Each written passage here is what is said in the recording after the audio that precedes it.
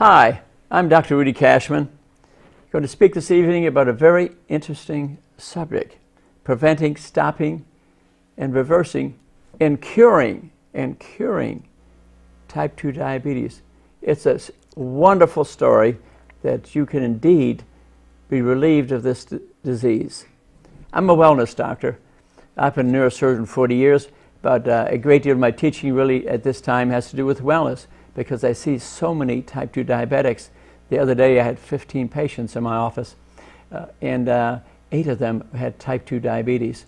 So I've taken a great interest in this, and already have written some books.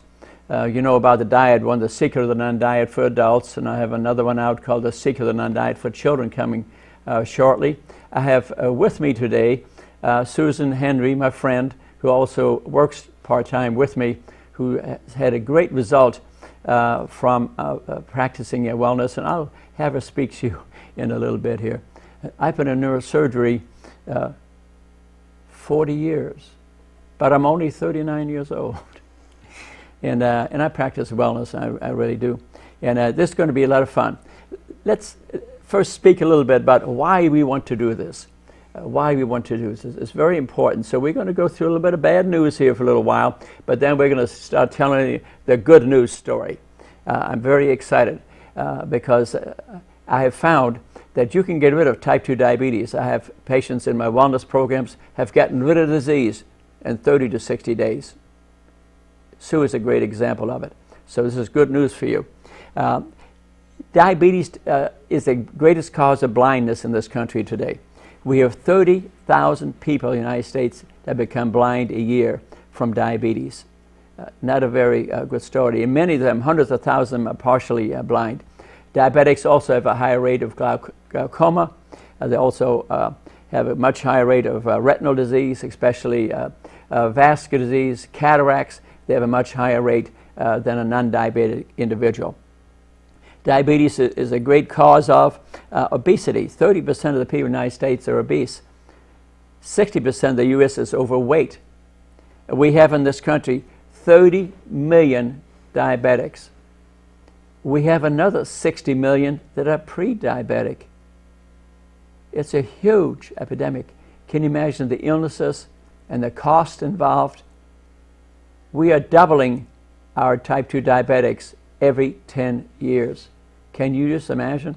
Someday we may have 200 million people who are pre-diabetic or diabetic. A very unhealthy situation. And it's from eating the wrong food. We're going to give you the good news about what to eat to get rid of this disease. People with diabetes very commonly have heart attacks. 75% of causes of death in diabetics is a sudden heart attack. And you just no warning. Not that they have angina or jaw pain or arm pain or anything like that. They grab their chest and they die. 75% of the diabetics, a huge number. And that's because they develop vascular disease. We see a lot of paralysis and strokes from vascular disease from diabetes. They're very common, and at a young age. Diabetics have these diseases about 20 years before healthy people might occasionally get them.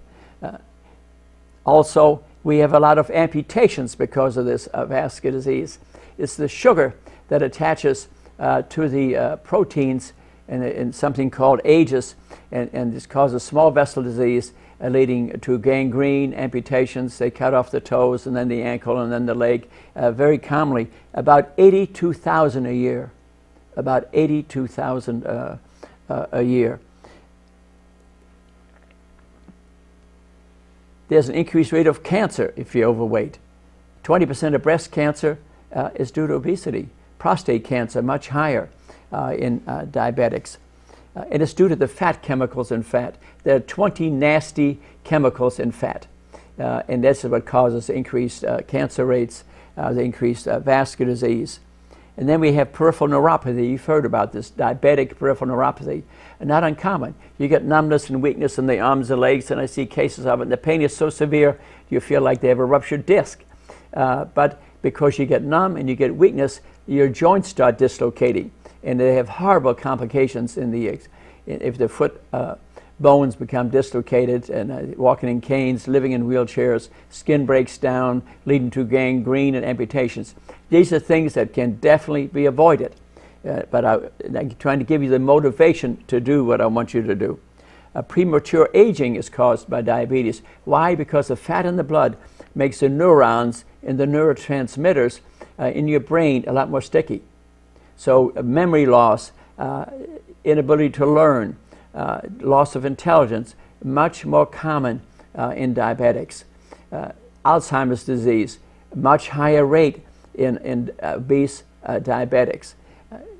Very unfortunate thing. It's even been seen in teenagers who are overweight. They don't learn as well. And then we have kidney diseases, dialysis. Probably 400,000 people in this nation on dialysis from kidney disease related to diabetes. Many of them need transplants. Many of them need transplants. And once you are on dialysis, the amount of years you're going to live are limited. They're limited. But as you begin putting albumin in your urine, for example, if you start eating the right diet, that in essence you're going to have kidney disease down the way, and they can pick it up by some albumin in the urine. This can be turned around. You start eating a nutrient-dense diet, which we're going to speak about, you can turn that around. There are also a significant number of skin diseases due to diabetes, and we are very, very common. Let's talk a little bit about type 1 and type 2 diabetes. Type 1 we know is loss of insulin. Usually between age 4 and 6. People aren't sure why this occurs. Autoimmune disease, you reject your own pancreas. Was it a virus? Then there's another a bunch that arrives as teenagers, and sometimes it occurs like that in adult. But a very common reason, though, to develop type 1 diabetes today, and the most common reason is that in type 2 diabetes, you over-secrete insulin. You make too much insulin instead of type 1 where you have no insulin. You can't get the fat into your cells for energy, so your pancreas puts out a lot of insulin. Your pancreas gets tired of it all. You wear it out, and the B cells in the pancreas die. Now you're type 1 diabetic. Things are getting more serious. So now you not only need to take medication for type 2, and now you get to take insulin for type 1. It becomes a much more serious situation. Diabetes can be prevented, stopped, and reversed. We're talking about type 2 here. Don't accept normal blood sugar with medications at the end point. You may go to your healthcare provider and you say, oh, you're fine with your diabetes. The blood sugar is normal. You say, I'm doing just great. You're not doing great. You still have diabetes. You need to get rid of it. What's going on inside your body is destroying it. You're getting vascular disease, you're getting renal disease, increased rate of cancer, increased rate of dementia. You don't want this problem. You don't want this problem. What I'm telling you, you get a 90% chance, 80-90% chance of getting rid of this disease in about 30 to 60 days. I think you need to change your diet and way of eating and say goodbye to this monkey on your back. I'm trying to motivate you to do this because these diseases we spoke about, you're going to get them. You're going to get them at a fairly young age. You may die at a young age. So we need to motivate ourselves to try to get rid of this. And so even type 1 diabetes can be improved. We normally live on about 20, 30 units of insulin a day, a normal person. Okay? But if you're diabetic, you're taking a lot more, type 1 diabetic, and you're taking about 80 units of insulin, there's something wrong. You're probably overweight. And if you were to get rid of that weight, exercise regularly, and get to a normal weight, a normal BMI, your insulin requirements would go way down. See, the less insulin, the better. And I'll tell you why. Insulin causes arteriosclerosis and causes weight gain. And then you complicate things at that point. You get all those nasty chemicals from fat. So the reason, if you're a type 1 diabetic, you want to eat that perfect high nutrient dense diet we're going to talk about, and exercise regularly, and you'll need very little insulin. And I know a doctor in town who followed the perfect diet all his life, and he died in his 90s, worked to a ripe old age, had a good memory, in good shape. So with type 1 diabetes, you can do very well, but you got to eat the right diet, you got to exercise regularly. But you can get rid of type 2 diabetes 80 to 90% of the time by eating the proper foods. Proper eating, not dieting, is the answer. I'm not asking you to count calories. I'm not asking you to portion control. I want you to eat a different type of food. And we'll speak about this shortly. Food's a drug. Let's talk about the psychology of eating. No doubt about it. I myself, too, being a stressed individual from being a neurosurgeon and writing books and reading and really a real busy guy, I get stressed like everybody else. That's a normal thing. And I have used food, especially in the evening, as a stress reliever. Very poor thing, especially if eating the wrong food. Food causes secretion of serotonin, a feel-good drug, dopamine, a feel-good drug, noradrenaline, a feel-good drug, the feel-good chemicals. Food is like alcohol. It's really no different. After all, alcohol is sugar, and it makes us feel better. But then the sugar dives, and we start eating more, and we become overweight. So learn not to use it psychologically. That takes a little bit of going. That's a tough thing. Even when I know so much about dieting stuff, there are days when I'm so stressed. 4 operations I'm going on, phone calls, another operate at midnight, and I'll eat any god-awful thing. You got to watch that. So don't get mad at yourself or think it's a psychiatric problem or it's a weakness. It's not. It happens even to me. It happened to me last week when I had a real bad day. And but occasionally it's not a problem. Follow Rudy's rule. What is Rudy's rule? Take a minute before every meal and visualize your intention. Visualize your intention. Visualize, I'm going to lose weight. I want to get rid of the diabetes. You see, visualization is a language to the unconscious mind. Your unconscious mind is more likely going to do what you ask it to do. If you visualize yourself losing weight, get a picture of yourself that you're losing 6 months from now, you're going to look great of normal weight, like Susie looks here, who lost 118 pounds. I mean, she looks beautiful. And if you visualize that ahead of your time, your brain more likely to develop himself and say to yourself, what am I trying to do here? What am I trying to accomplish? Am I going to eat this big old dessert now? I'm going to eat this fatty beef and this cheese meal here? Matter of fact, I got this out of a magazine that's written for someone who had a suggestion for someone on TV that you know very well who's overweight, and then she constantly gains the weight back. And she said she ought to take a minute before every meal and think about what her intention is. So follow Rudy's rule. Remember your goal.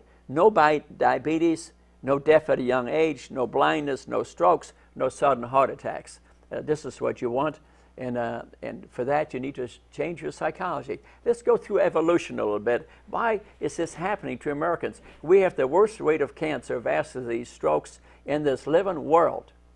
How did this happen? We're eating the wrong food, but why aren't our bodies adjusting? This is the reason. About 10,000 years ago, we started domesticating animals, and we developed grain farming. We took the animals, put them in a cage, and fattened them up.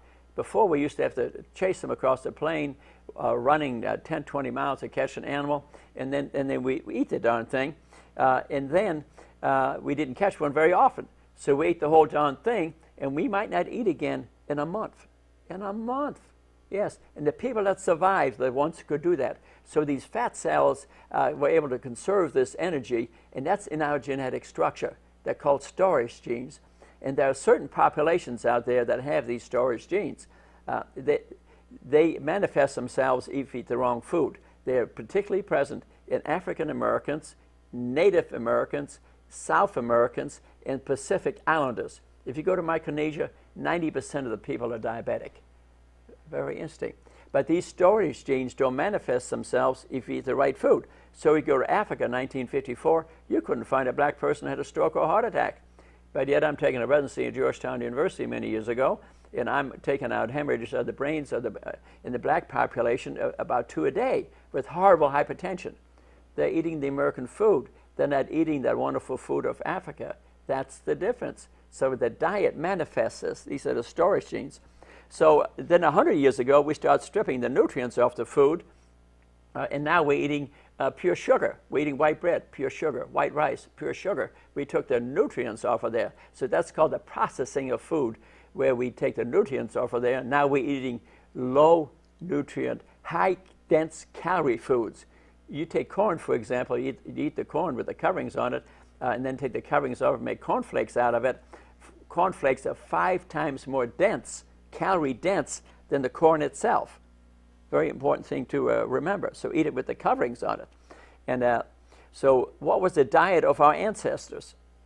What was the diet of our ancestors? Nuts, berries, vegetables, low-fat meat. Our immediate primate ancestors, the monkeys, for example, they eat only fruit. They get 48 feet of bowel, just like we got. They're fruit eaters. They don't get heart attacks. They don't get strokes. They don't get cancer. That tell you something? I think it tells us something. So there has not been enough time in terms of evolution to change our bodies. That's why we are sick. It's been only 10,000 years. Evolutionary changes take longer than that. We have not adjusted to the mad, sad, toxic American diet. That's the reason that we have all these illnesses. Remember, we spoke about, so type 1 diabetes can be improved, in some cases eliminated. You can get rid of type 2 diabetes 80 to 90% of the time. Proper eating, not dieting, is the answer. What does insulin do? We're talking about insulin resistance. That's really the main cause of type 2 diabetes. What is insulin resistance? And insulin transports sugar into the cell, okay? And let's say this is a cell right here. And these cells, and you get 70 trillion of them, okay? And they have little receptors, little hairy things sticking up, probably 1,000 at least on each cell, okay? Insulin touches these receptors, and it transports glucose into the cell. Now, fat doesn't need a transport system. If you're eating a lot of fat, it goes straight through the membrane, through the cell membrane, right into the cell. You get 70 trillion cells. Your cells can increase with fat 10,000, 1,000 times in size, 1,000 times in size. They don't need a transport system, but insulin needs to transport sugar into the cell. Now, if there's a lot of fat in the blood or a lot of fat in the cell, the sugar cannot get in the cell. It needs to be transported. The fat makes these receptors sticky. The fat in the cell keeps the sugar from coming in. That's what insulin resistance is. Those receptors are sticky, full of fat. The insulin cannot bring the sugar into the cell. You have no energy. The fat inside the cell also prevents it, so it prevents it outside the cell, inside the cell. That's insulin resistance, and insulin doesn't work as well. That's type 2 diabetes. So what does the pancreas do? Increases the secretion of insulin tremendously. That's why the insulin is extremely high in type 2 diabetics. And what does the insulin do? Causes arteriosclerosis, causes inflammation, deposits further fat. So you can see you're in a merry-go-round. It's the fat you got to get out of your diet, and the sugar you got to get out of your diet, and you got to get the fat out of your cells. So insulin resistance is the cause of type 2 diabetes. So the fat prevents the receptors from working properly.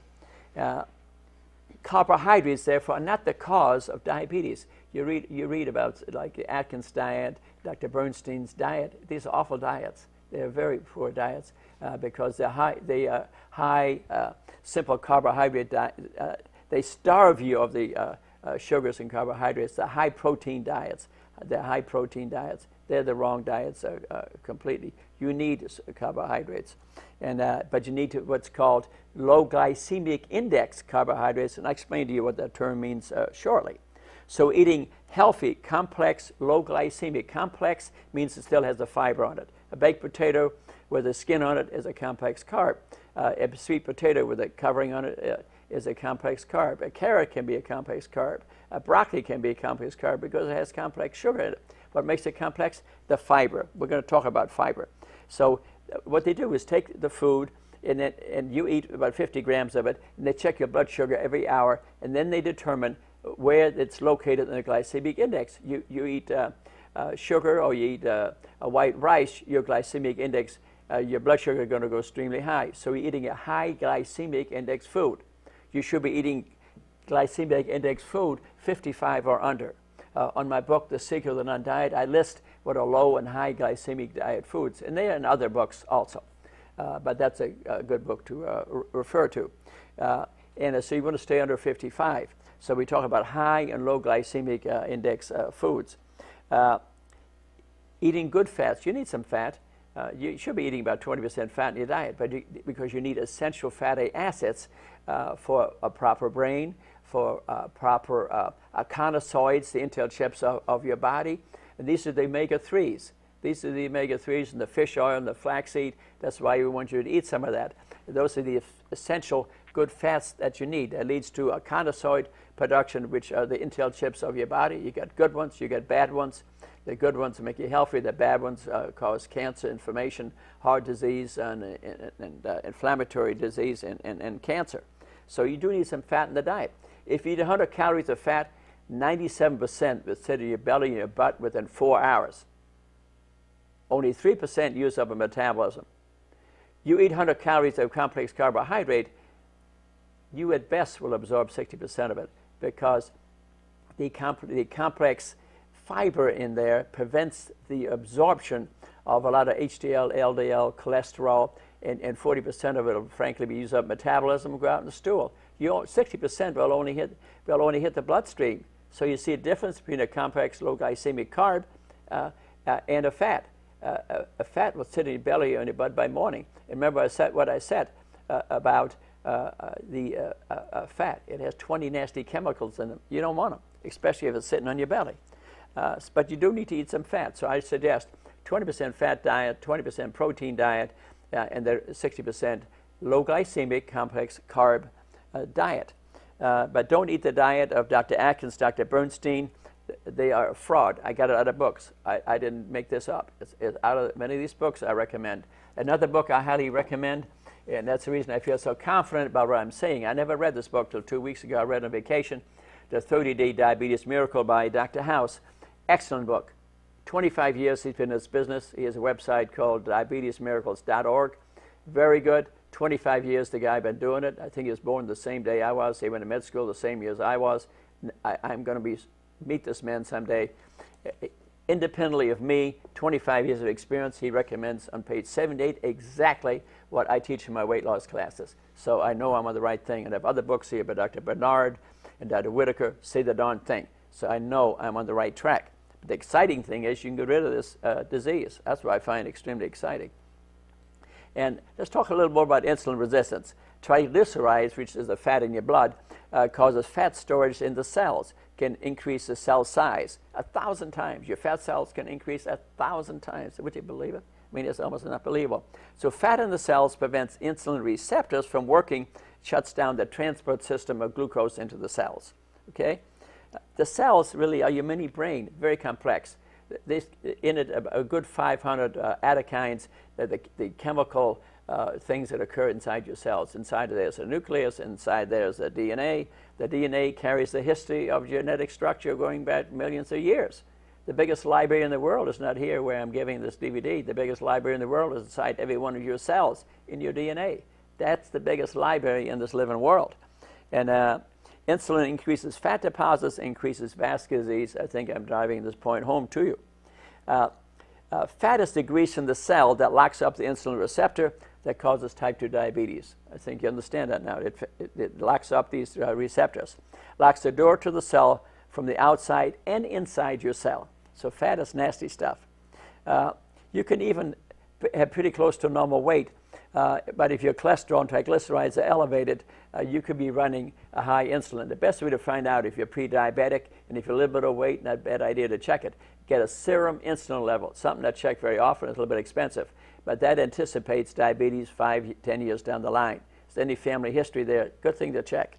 And serum insulin is the most accurate test that can predict diabetes. It's really done by your doctor. It's really done. It's a very important test. Let's talk about protein. Animal protein is very dangerous. Plenty of protein, but there's plenty of protein in plants. Why is it dangerous in animals? It's got fat with it. It has cholesterol with it. Nasty stuff. It has those inflammatory factors. There's plenty of protein in plants. You can be, the American Dietetic Association, the Canadian Dietetic Association have said a properly balanced protein diet is perfectly healthy. You can even give it to children. Athletes like Lewis and the Dallas Cowboys, they're vegetarians. It's very healthy. If you need to take a supplement, maybe take a little B12, a multivitamin, some flaxseed omega-3. That's the most supplements, frankly, that you need. Animal protein is high in fats, and cholesterol leads to disease and inflammation. Very hard on the kidneys and liver. Diabetes is the most common cause of kidney disease and dialysis. We mentioned this before. Fiber prevents absorption of many fats. Fiber is your friend, and it's a filter. It's complex carbs that line your gut. It will not allow the absorption of nasty stuff. So fiber is your friend. if you're not eating high-dense, nutrient-fibrous foods, things which are nutrient-dense, blueberries, broccoli, carrots, raspberries. A good thing to have in the morning is called a smoothie. Take all types of fruits and get a blender and drink the darn thing. Sue tells me she does this every day of her life. Sue, that's what you said, isn't it? Every day. Every day she has a smoothie for breakfast. I had one this morning. It was just delicious. A big glass of it is full of phytochemicals, vitamins, and minerals, satisfied my appetite, extremely healthy. That's nutrient dense. That's nutrient dense. And fiber prevents metabolism, and as I mentioned already, prevents 40% absorption of the food that you're eating. Meat and cheese have no fiber. High fiber diets are extremely healthy. A high nutrient dense fiber diet is extremely healthy. Get meat and cheeses out of your life. You'll lose weight, you'll get rid of your diabetes. Let's talk about macro and micronutrients. Macronutrients are fat, carbohydrates, and protein. I think we discussed them. You want to eat 20% fat, 20% protein, 60% low glycemic complex carbs. A list of those are in this book, and you can get them on a lot of websites. Micronutrients are the minerals, 16 of them, vitamins, 14 of them, and phytochemicals, 20,000 of them, which are enzymes and coenzymes. They run the metabolism of your body. They have no calories, but they are the color in your food. If it's red or green or you have beautiful color to it, there's a lot of phytochemicals. That's what you want to be eating, essentially unlimited. You can eat unlimited vegetables, fruits, beans, low glycemic complex carbs, and whole grain, lose weight and not gain a pound. Is that true, Sue? That's true. That's her experience. 118 pounds later. Look at her today. Beautiful. What's your scorecard? Let's look at it in a minute. Your BMI, your body mass index, you can get the table out of our books or any websites. You need to know it. An adult, I'm around 23. You ought to be around 25. If you're 30, you're overweight. 35, you're obese. And 40, you're morbidly obese. I mean, you're going to have trouble. Waist measurement is helpful, but there are no good great tables on it. But waist measurements are used. And if you like to know how long I don't know why you'd want to, but maybe you like to, how long you're going to live, go to bluezones.com and the 33 questions, and they'll tell you your anticipation based on your habits, what your lifespan is. And if it's scary, start working on it. And focus on your health. You got to commit yourself to your health. There has to be a certain amount of commitment here. But commitment starts with education. That's the reason I'm here tonight. Use education as a motivator and to use a contrast like Sue here to show you what this can lead to. And how you think is everything. How you think is everything. It can only happen if you think it and then do it and act on it. Let's talk about 4 ways of eating. A vegetarian, for example, is a person that does not eat meat. My friend Devin here with me today in the background is a Seventh-day Adventist. He's a vegetarian and is very healthy. They live on the average 10 days longer than the rest of us Americans. They live in Loma Linda, California a lot, but they're all over the country. And this is part of their religion. But there's a little problem with the vegetarian diet. If they're big-time cheese eaters, and I had a blood checked on Devin. I had his blood checked, and guess what?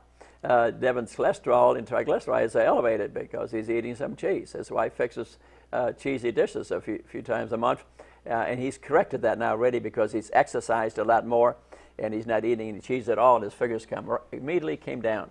Susan's blood figures are fantastic. My blood figures are fantastic because I follow this type of diet a good 80% of the time, and I'll show you in a minute. Let's go to the vegan diet. You don't eat meat or cheese. If you had advanced heart disease, advanced diabetes, you're way overweight, be a vegan. You don't eat meat or cheese. You got to work on this. If you want to live from heart disease, vascular disease, you start following a vegan type diet. You can stop it, reverse it, prevent it. I know it's based on the literature, Ornish's work, Esselstyn's work. They took many very serious cardiac patients and put them in this way of eating with exercise and stress reduction, and these people are alive today. I've read all that literature. I know that's true. So with eating a high-dense nutrient diet, you can get rid of diabetes, vascular disease, less cancer, less Alzheimer's disease. I mean, it's a winner. It's a winner. And what's a flexitarian diet? Rudy's way of eating, my way of eating. That's 80% vegan. 80% vegan. I'll eat some lean meat, maybe some fish a couple of times a week, some shrimps here and there, occasional piece of chicken, occasional white turkey, but I haven't had beef in years, and so I eat very, very little meat. So that's a flexitarian diet. It's quite healthy, and if you have a major weight trouble, avoid that for a little while. I'd follow the strict vegan, but eventually you can be a flexitarian, and you got to know your figures. I says everybody has to know their figures. You got to be in your wallet. You got to know your HDL, your LDL, your blood sugar, your triglycerides. You got to know your C-reactive protein, your serum insulin. You want to know these things and carry them in your wallet. And if you have trouble every 3 months, you repeat them until it's straightened out. Then maybe every 6 months. But don't let your doctor say, "Well, we'll check it again in 2 years." But only to that, you could be dead by that time. You got to act on this. And what's a nutritarian? That's based on the work of Dr. Joel Fuhrman. Very good book he wrote, Eat to Live. I met him. I go to his camp. Great guy, and he's strict and excellent. And he recommends. And I eat the food when I took his course that was there. I mean, it was just great. But I'll tell you also, when you have a dense phytochemical, high nutrient dense type food, your appetite becomes lower. Why is that? Because of the phytochemicals. After 3 days of eating like that, I tell you, my appetite was just gone. And it wasn't that I'm eating the same food every day at all. We're eating many different types of food. Incidentally, he's a good tennis player, and I played him tennis every day. I beat him 6-4 in the third, and he's 55. Great player, though. And we're good friends. And I'm going to go to his course. That's once a year, different parts of the country, probably the rest of my life. I really liked his way of teaching and the way of eating. But I noticed the other day I ate strictly, very strict, high-dense nutrient-type foods. I did 4 operations at my age 39, worked out with strong weights in my yoga studio, played Dr. Crawford tennis at 8:30, at 10:30, I thought, what the heck am I going to do next? I felt great. I had no appetite. It's the food, man. It's the food. It wasn't the exercise. It's the food. Exercise is extremely important. I'm going to talk about that in a minute. Matter of fact, before I want Sue to speak to for a minute at this point, but I just don't want to forget exercise here. Extremely important. It reduces insulin resistance. If you're a type 2 diabetic, I want you to exercise every day. I want you to maybe even do it twice a day. And I would do the following things. Do some stretching every day. Stretch out all your joints. Very important. Your neck, your back, your legs, your arms. Very important things. Spend a few minutes stretching out. And after you eat, do some slow walking. Some slow walking would be good. A few times a week, do mild strength training. Every pound of muscle you get chews up 50 calories per day, even if you don't use the muscles. So that is a good thing. And then, based on this book here, The 30-Day Diabetes Miracle, he has in there what's called intermittent training. I like that. I've been doing it ever since. I don't want you to jog. I want you to take a walk and then rapidly walk and then walk and then rapidly walk and then rapidly walk. Intermittent training. So you put some stimulus to your heart. You will burn up the sugar in your blood and in the glycogen in your muscles, and then your sugar has to replace the glycogen. Your blood sugar will drop. So intermittent training is great. If you're having a type 2 diabetes, I want you to exercise every day. And if you're not working and you can do it twice a day, that even would be more helpful. It can be a treadmill. It can be anything. But those 4 ways, I think, is very good. And with that, Sue, I'd like you to tell me a little bit, because I found you extremely motivating, and I want to congratulate you on she was pre-diabetic. She got rid of it. And I'd like you to tell your story a little bit. Okay. As Dr. Cashman said, I was very obese. I was pre-diabetic, and I got on eating high nutrient dense foods. I am sold on them. I did it strictly for my health. I watched my mother in a nursing home who was battling heart disease. My father had cancer. Diabetes ran in our family, and I decided I had to do something. Not just for myself as a diet to be a thin person, but to be a healthy person, to be able to enjoy my husband, my grandchildren, my son and daughter-in-law. And I started eating this way. I came to Cashman Mind Body Institute, got all my family eating healthy. I've never had so much energy in all my life, and I'm not tired anymore, and I'm not hungry. I can, as Dr. Cashman said, I have a smoothie every morning, and I'm not even hungry to have my mid-morning snack. I eat periodically throughout the day, and I'm not even hungry. Some days I have to force myself, basically, to have my snack. But the high nutrient dense foods, beans, whole grains, I eat no red meat, very little chicken, and mostly just some salmon now and then. And it has made a world of difference in my life. I recommend it to each one of you. It'll make you much healthier. Thank you, Susan. You bring tears to my eyes that this work has resulted in such a result, and I understand also that you have promoted this diet to your family. Oh, yes. And here we are. I mean, just think of it. Just think of it. What's happened to her. And this, what she is doing is totally supported in the literature and these books. And God, what great news for you that you can get this monkey off your back. And I'm sorry to say, I gave a lecture the other day to 50 diabetics, and Sue was there and proved it. And I asked them if they knew that this disease could be eliminated. Not one person raised their hand. Not one person raised their hand that any medical provider ever told them that this was a curable disease. I don't understand it. And I want you to believe me. I have no gain of any kind here except your good health. This disease can be eliminated. What plants are nutrient rich? What does nutrient dense mean? What does calorie dense mean? Food processing concentrates calories. Remember, we talked about the cornflakes. You take the corn, you strip it of its phytochemicals, turn it into cornflakes. Now it's nutrient dense. The same with bread. The nutrients were removed, and now you have nothing but sugar in your hands. The same with rice. We take out the coverings. Now it's white rice, and it's nutrient dense. That's what now it's calorie dense. I'm sorry, it's calorie dense. That's what we don't want. We took the nutrients off of there. Okay, and beans and legumes are nutrient dense. They are nutrient dense, and Sue talks about that all the time. They're full of protein. They're full of phytochemicals, full of vitamins, and they turn the appetite off. Her story was beautiful. Dr. Joe Furman told me that many times. He really, most of his family eats 2 meals a day. His daughter never eats 2 meals a day. They just don't have much hunger. They don't have much hunger. It's the phytochemicals. Switch that off, and we're all looking for things that turn the appetite off. That's really a good one. And now what are nutrient-dense foods? Whole grains, leafy greens, orange, yellow fruits and vegetables, things with color, citrus fruits and peppers, broccoli, crucifers vegetables. What does the word crucifers really mean? These are vegetables, when they were plants, their flowers look like crosses. That's where the term comes from. Dr. Furman talks a lot about crucifers vegetables.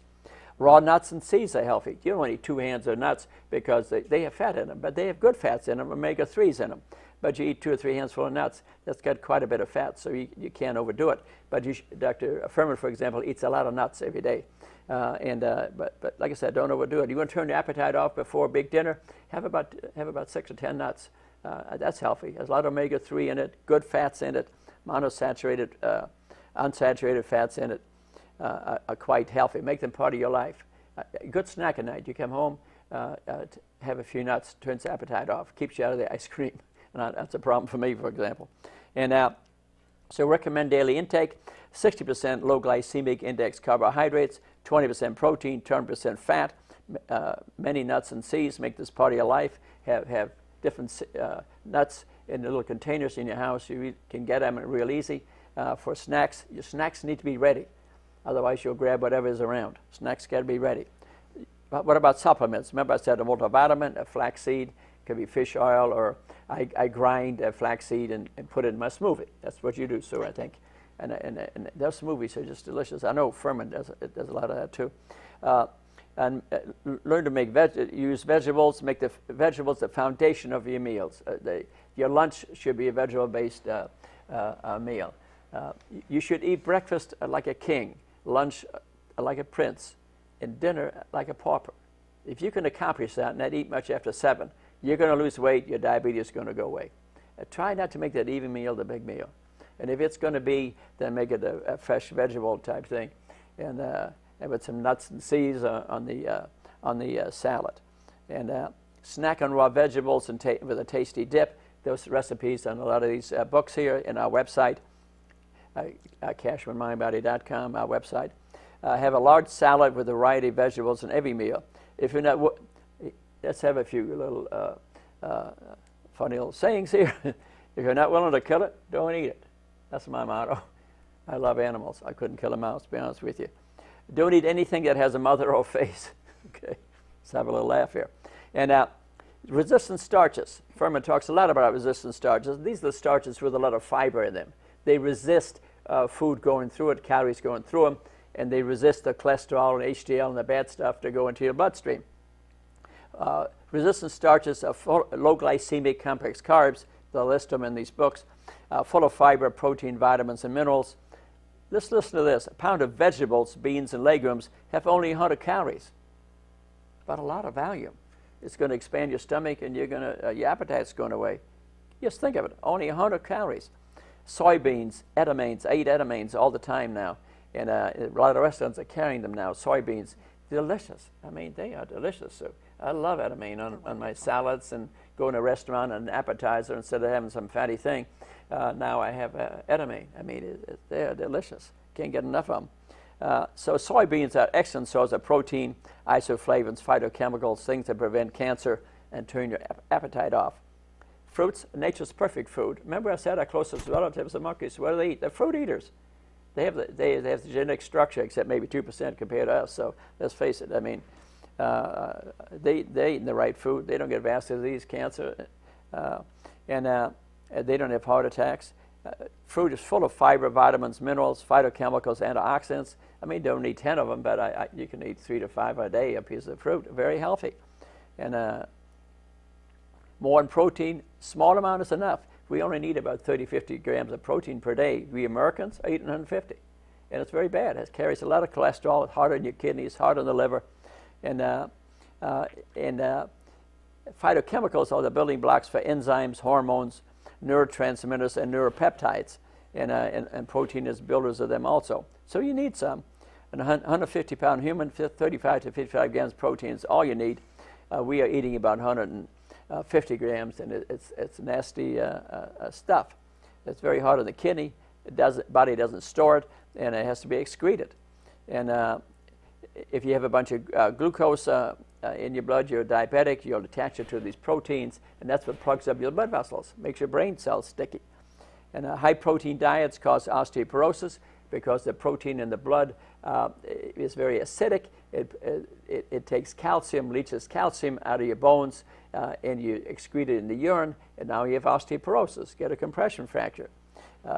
Very common reason. Patients who eat a lot of, people who eat a lot of protein are much more common to have compression fractures of their vertebra. I see it all the time, 1 a week probably. And so more on fat, essential nutrient, essential fatty acids. Remember we said them, the 20 carbon fatty acids, we need them. The omega-3s, they're quite healthy. That builds the walls of our cells, is part of hormones, precursors of good and bad eicosanoids, the intel chips of your body. And there's fuel stored for energy. I mean, let's face it, in evolution, remember we said fat is stored, and those people survived years ago, but the fat has a lot of nasty chemicals in it, so you don't want to have it in your body unless you absolutely need it and you have no food available. We have food available now. And 60% of Americans are overweight, and many diabetic or pre-diabetic. We mentioned that again.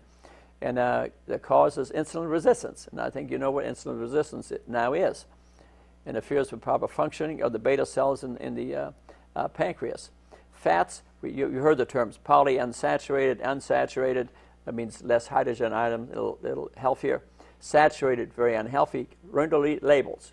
Very important to learn to read labels. And look at them. I look at labels of food all the time. It says hydrogenated, you don't want it.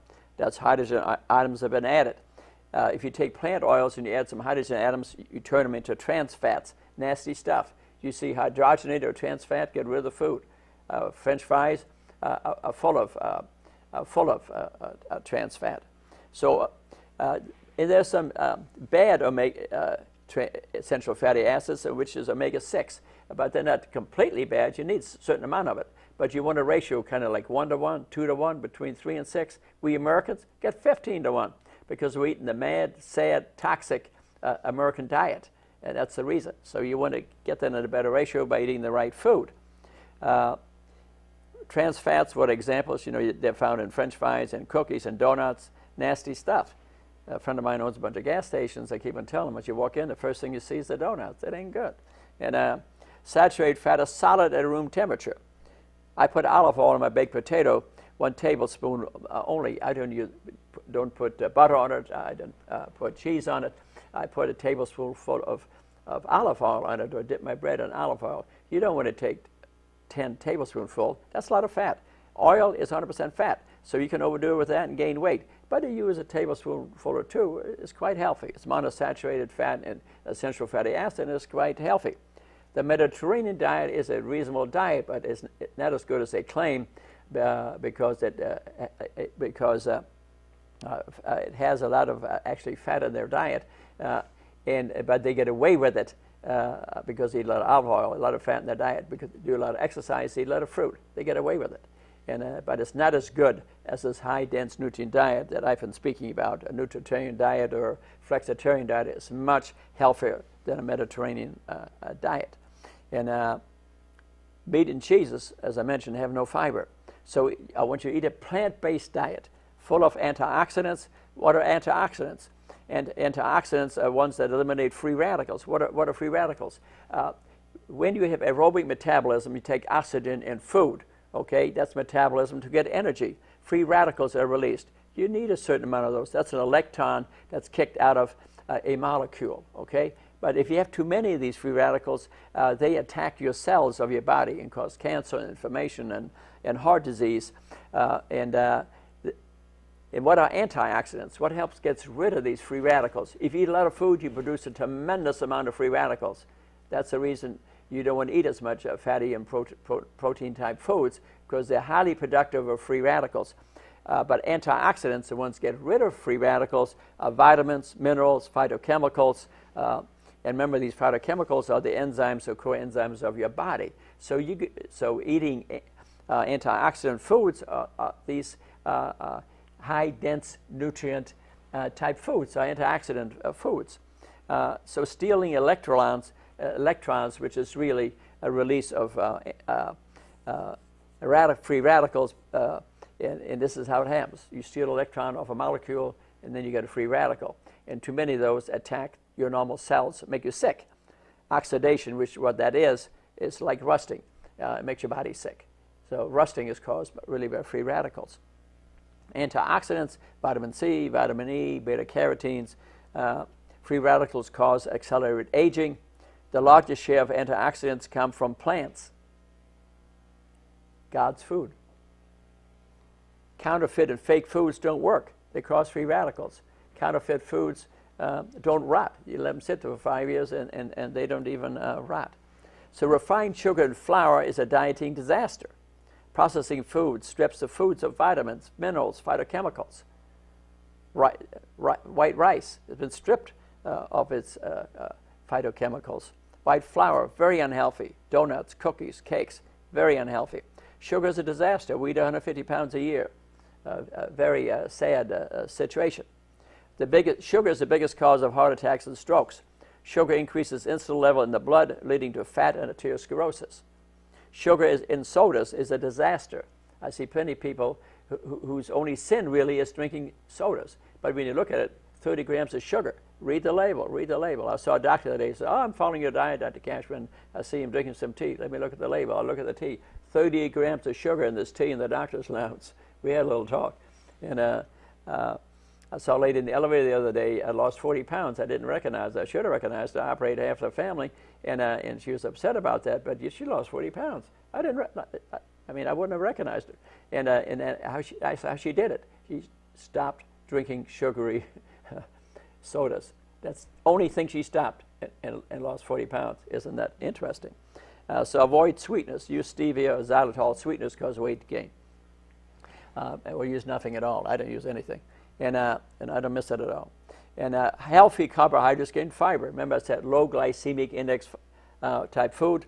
Carbohydrates in plants. Fiber in plants. Resistance. Those are the resistant starches we talked about. They resist absorption of some of the calories. And fiber has tremendous benefit for diabetics. Fiber delays emptying of the stomach, slows absorption, reduces absorption of fat, sugar, the lousy cholesterol. Way of eating. No big diet that fits all. Learn the basic principles. Read my book, Secrets of the Nun Diet. Read Dr. Furman's book. Since that time, when I made this PowerPoint, I also like to add the 30-Day Diabetes Miracle by Dr. House and 2 other authors. And I'd like to highly recommend that book also. You will have the knowledge. I want you to have knowledge because that's motivating. You're going to more likely do what I'm asking you to do if you know the reason why. I want you to know the reason why to save your life. And pills and shots. Discuss the medicines you're on with your doctor.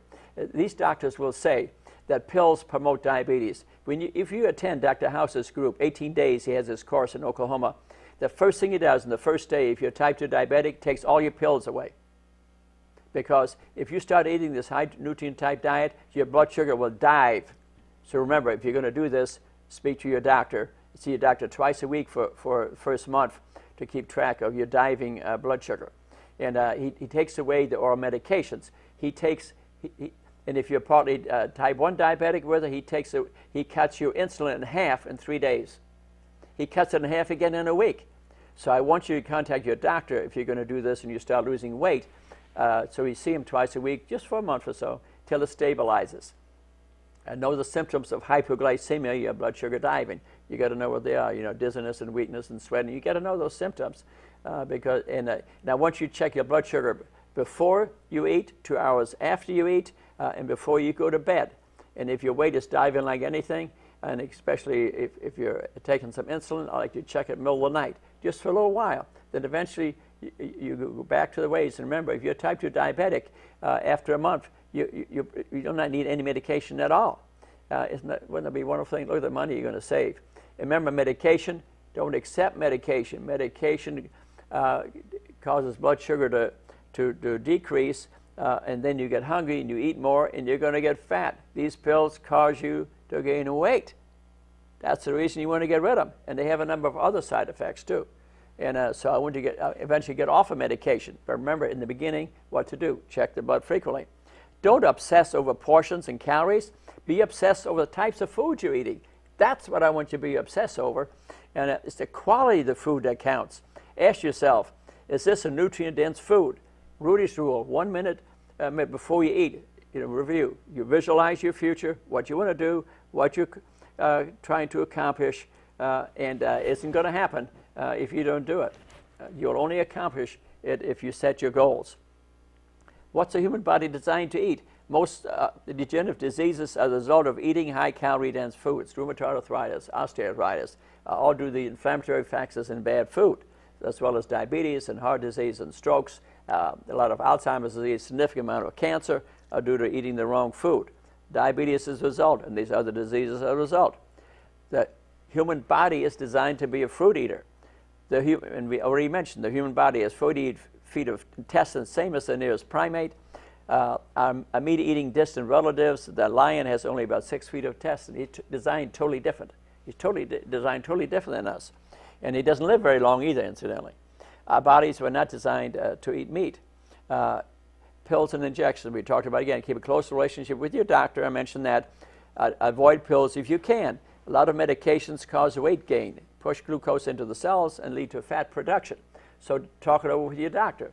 And if he wants, you got to take these pills. Say, no, I'd rather lose weight and get rid of my disease. I want to get rid of my disease. Tell him, doctor, did you know that you can get rid of type 2 diabetes? He says, so I read the books and I heard it from Dr. Cashman. Is this true? Talk to them about it. When I talk to 50 people, they don't even know it. There's a problem here. And your sugar can change in 2 or 3 days. And when you think of Dr. House, 45 years he's been running this clinic. Dr. Furman has been doing it 30 years. They have tremendous experience.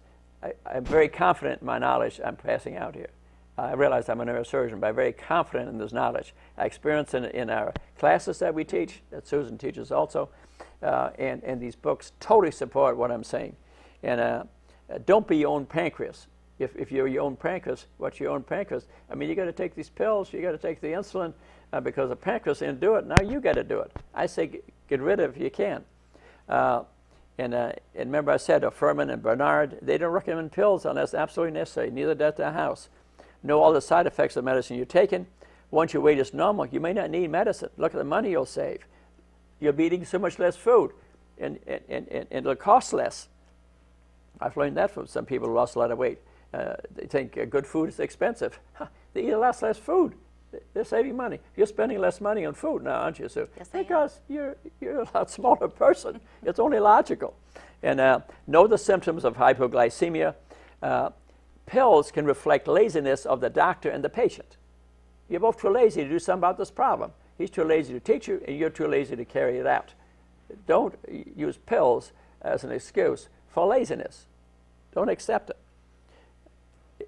Is your doctor a motivator of nutrition and teaching, or is he just there to keep your blood sugar even and give you a prescription? Who are you going to? Diabetes is now being called diabesity. It's not being called diabetes. Why? Because all the people with type 2 diabetes, they're obese. They're overweight. And so 90% of non-insulin dependent diabetics is curable by proper eating. It's up to you. It's up to you. It's curable. Use Dr. Woody's pause. I call it the pause. And use the pause as a stress reducer. I'm a very busy person, as you can probably guess. I take pauses, about 4 or 5 pauses through the day. You know, read a little book, have a little cup of tea. And the pauses are very good for stress reduction and very good for proper eating. Don't think enough of it. Just take a little pause. A real good habit. It's really worked for me.